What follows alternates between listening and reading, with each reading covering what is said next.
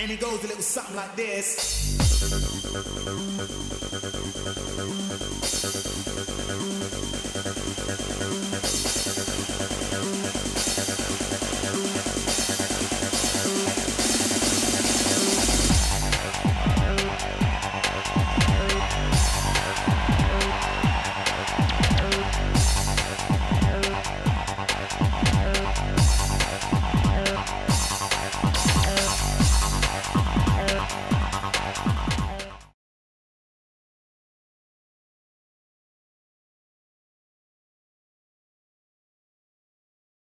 So welcome to our talk. With me is Paul Chek, a pioneer in the field of well-being, holistic health, strength conditioning, who's worked with many top clubs such as Chicago Bulls, Cranberry Raiders, and the list goes on. I've personally been trained by this man for about 13 years, and having looked at other fields of exercise and well-being, this is the only man that ties everything truly together. So I'm quite honoured to actually have Paul Chek here as a guest speaker to speak about rehab, conditioning, strength training in sport.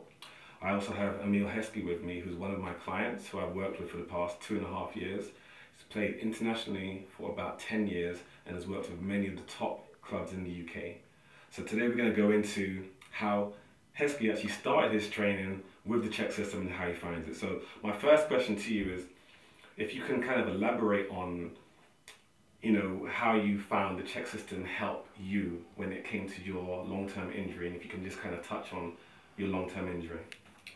How we connected was a friend of mine from where I was born in Leicester, which I don't live there anymore, but he contacted me knowing that I had an injury with my Achilles.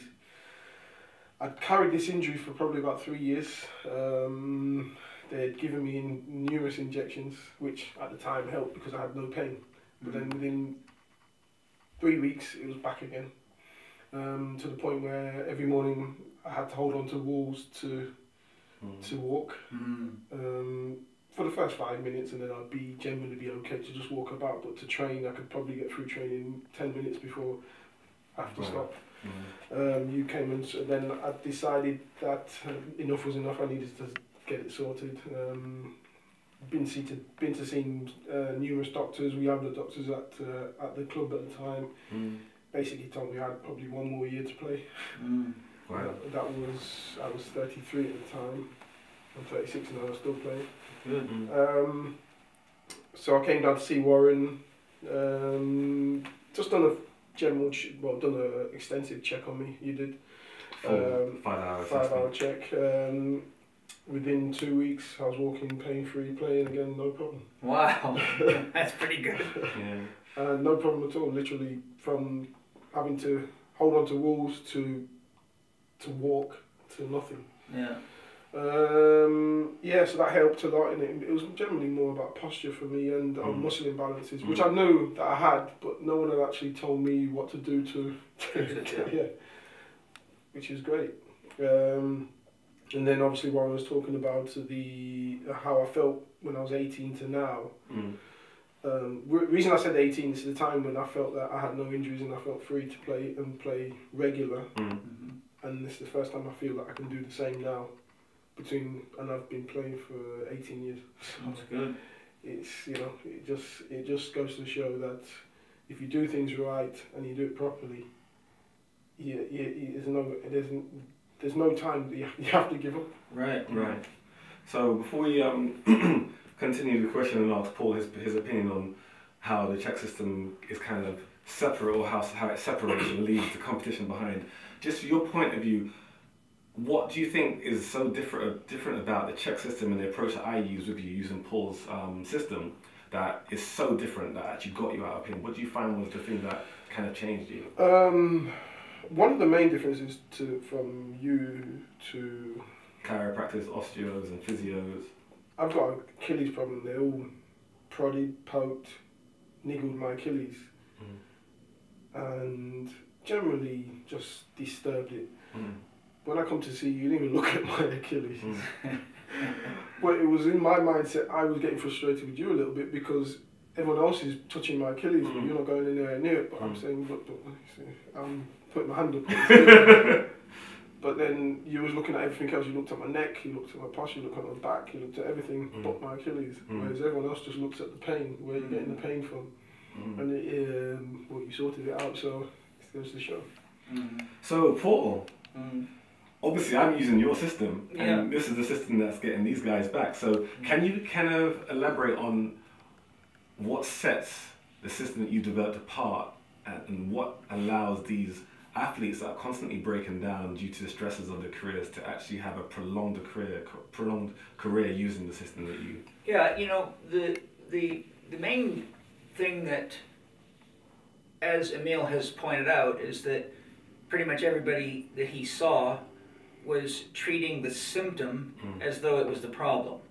Right? Typically, where an athlete's pain is, barring a contact injury, like if an athlete gets tackled real hard and their shoulder gets injured in the tackle, or their head, or a ligament gets hurt, that's often a case where you need to go do very specific treatment because it's a traumatic injury. But an Achilles problem, and most of the problems that athletes have, are chronic problems. They're repetitive injuries. It's, if the body's out of balance, it's like having a car with a front end misalignment. If you don't know enough about the car to realize the front end's out of alignment, you will notice that the front tires are wearing unusually, right? So then you should say, why are my tires wearing funny? There must be some kind of a problem here.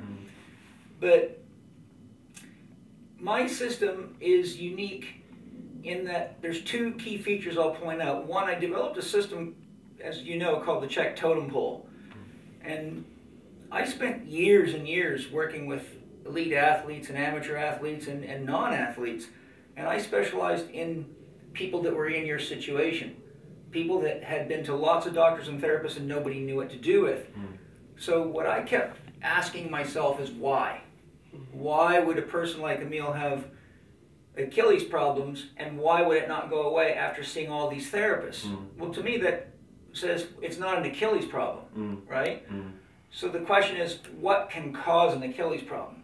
So after many years of working with these athletes and researching, okay, what are the things that can cause an Achilles problem? Well, there's lots of them, right? So I would take an athlete like him, and if it was the first time I'd seen an Achilles problem, I would actually contact people that were experts in various aspects of treating this, whether it be a sports medicine doctor, a massage therapist, a rolfer, and I would start collecting opinions. And what you'd find is you talk to 5 different types of people, of professionals, and you get 5 different approaches to an Achilles problem. So then I would say, okay, which one sounds the most logical? The chiropractic approach? Well, if he'd already tried the chiropractic approach, I know that's not the way to go. But had he seen a rolfer yet? And that means structure, that means fascia, that means posture, that means integration. So if I could see that his structure was not integrated, and he had fascial binding or restrictions or things that lent itself to that approach, I would test it. Well, for years I tested these different approaches and continued to do research in libraries and look everything up I could find. And I found that a pattern began to emerge. Anybody that, for example, that could not breathe properly usually could not get over muscle imbalance syndromes, and because breathing pattern disorders not only are anterior to posterior, in other words, if your belly's not expanding and you're breathing from your chest, that's an anterior to posterior issue. If your ribs are not opening in the back, as you inhale, your bottom ribs have to open, then that's a lateral issue. And if the person's spine is not lengthening when they inhale, and then shortening adequately, which means the spine's not pumping, which means the spine is going to wear out too quick, and that there's imbalances in the spine, that's a vertical issue, right? Well, each of those movements is important. So right away, for example, if you see a breathing pattern disorder in a professional athlete, and I say, okay, his spine's not lengthening and shortening, that means his curves are not moving properly, that means he cannot accelerate or decelerate properly. So I say, okay, if he can't accelerate and decelerate properly, he's probably overly relying, say, for example, on his quadriceps. Or if the quads get tired, then he will overuse his soleus to try to decelerate the knee. So the body's actually trying to do its best to figure out how to accomplish the objective of the mind, which is to run fast, kick the ball, control it, and avoid getting hit by other athletes. So through a series of investigations over the span of about 12 years, I began to identify that there was things that were controlling other things. For example, the only thing that's more powerful than your breathing is your mind. Typically, the breathing mirrors the mind. It also mirrors the diet. So I thought, okay, well, once I got the breathing figured out, the mind wasn't so easy because that's a very deep problem. And with elite athletes, you often don't even have near the time to deal with the mind. Like I've worked with more professional athletes than I can even remember, and famous ones too. But the point being is, like, if I get called by a team like, the Chicago Bulls or the Toronto Maple Leafs or a professional football team or a rugby team, it's because they've got somebody like him, or a lot of guys like him. When I was hired by the Canberra Raiders, their top 10 players were injured. Wow. Their whole first string was out. So they were in dire straits, and they flew me in and paid me the big dollars. And I literally spent, over a week working there 10 hours a day, evaluating all these guys, designing programs, and teaching their physical therapists and medical staff how to implement these programs. But they had to listen because they didn't know what to do, and their team was disabled. Right. So the point being is the mind takes a little bit more of time and energy to work with, and so if you go below the breathing, then what you find is that there's often problems with how the teeth fit together, or how the eyes are working. Many people have ocular problems. As a matter of fact, research shows that for every 3 orthopedic injuries, 1 of them is caused by dysfunctions in the eye. In other words, the imbalances in the eye muscles or the lens. So for example, if somebody cannot maintain binocular vision, your eyes should always be parallel. If someone can't maintain binocular vision because one eye slightly turns out, well, the eyes control the whole motor system. Just like the respiratory system controls the motor system in general, because every part of your body participates in breathing. Let's just say you got hit in the head in a clash with a bunch of guys jumping to get a ball or something. That could traumatize one of the muscles of the eye and cause it to get trigger points and shorten. So now you got one eye going like this. So what happens is the brain actually thinks he's going to go to his right. So all the muscles in the body now are pre-facilitated to move that way. The whole brain and nervous system thinks he's about to turn right. But then when he goes to turn left, he's still got this eye trying to go that way. So it causes confusion in the motor system. Right, and as an athlete gets tired, they can't coordinate these explosive movements, which should happen instantaneously, because the body's actually getting 2 commands at once. The eye is telling it go right, and the brain is telling it go left. And since the eye has a huge influence on the body's caught with 2 commands. So, if you got too many chiefs and one Indian, you got a confused Indian. And an Achilles problem can easily be the result of a confused Indian in this analogy. So what I did was I studied extensively. I traveled all over the world, and I learned from the most elite doctors and therapists based on my knowledge that they were getting good results at what they do. I didn't care what their letters behind their name were. I didn't care if you were a farmer. If you knew how to fix something well, and I got evidence of it, I'm going to go study your technique. So over time, I developed a system that said, no matter what the injury is, you must check the breathing, you must check the vision, you must check hearing, you must check how the teeth fit together, you must check how the upper cervical spine is integrating, you must check gland and organ functions, you must check to make sure the sacrum's functioning because it's directly connected to the central nervous system, and if the sacrum's not working, it causes abnormal tension in the central nervous system, which leads to all sorts of faulty recruitment patterns. Once you get through these major systems, then you're down into the slave joints, which are all the muscles and joints that carry out the commands of those higher order systems.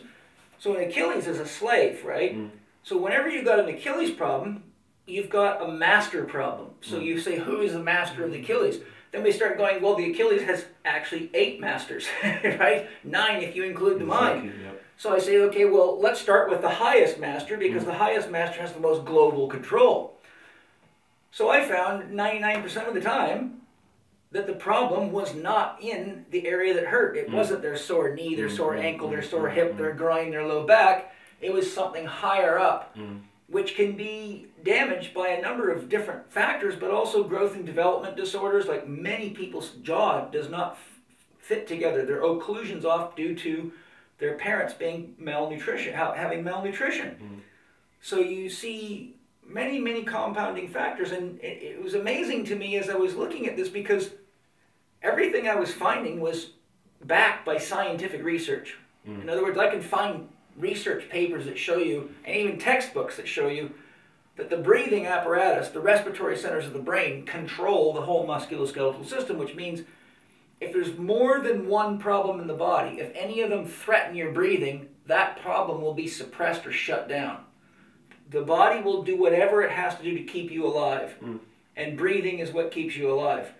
So what became, first it was quite fascinating for me, then it became irritating after a while, because I would go to doctors and say, for example, I worked on Emile's upper cervical spine, and maybe send him to an orthodontist to have his bite checked and get him a special bite splint or have his jaw calibrated, and we got rid of his Achilles problem. Well, instead of saying, hallelujah, there was, what the hell are you talking about? What were you doing looking at his neck? Hey, there's problems down there. Oh, why is he better then? After 2 years of therapy, no one did anything, and I fixed the problem, and now you're telling me, chewing me out for it. So what I found is that at large, not to be disrespectful to doctors and therapists, but they didn't know what they were doing. And I found it was amazing because I was reading their literature. I studied their textbooks. I looked into their research papers. And what I found out is that largely, most of them are just doing the minimum to get through education, through their school, then they forget it all, then they just do what everybody else does to make a living. And so you don't really have a medical profession. You have people, shall we say, masquerading as doctors. I mean, if you were to play soccer that way, you'd be out of a job, right? So I put that system in place. I did plenty of research to make sure that it was well validated. I've helped thousands and thousands of people with that system when they were told they would never play again or never race again. I've brought athletes out of medical retirement that were completely written off by the medical system. The next thing is that I found through a lot of research that there is 4, shall we say, elements of a living philosophy or a way of living that have to be addressed for all of us, athlete or not.